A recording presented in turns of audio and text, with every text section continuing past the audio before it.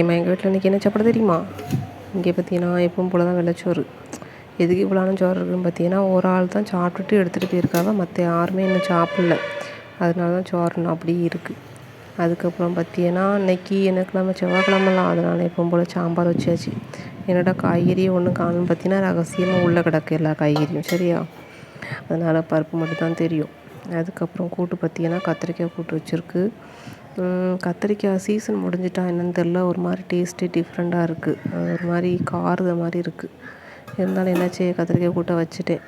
அதுக்கப்புறமா இது என்னென்னு பார்த்தீங்கன்னா உருளைக்கிழங்கு கூட்டு. என்ன திறந்து கிடக்குன்னு பார்க்காதீங்க, ஏன்னா இப்போ தான் இறக்கி வச்சுருக்கேன் அடுப்பில் வந்து, அதனால் அது திறந்து கிடக்கு, சூடாக இருக்குது வேறு. அதுக்கப்புறம் நமக்கு எப்போ போல் கடுங்காப்பி கிடக்கா. இன்றைக்கி அவ்வளோதான் சாப்பாடு. இந்த வெந்நி வச்சுருக்கேன் அடுப்பில், சாப்பிட்ணும், வேறு ஒன்றும் இல்லை.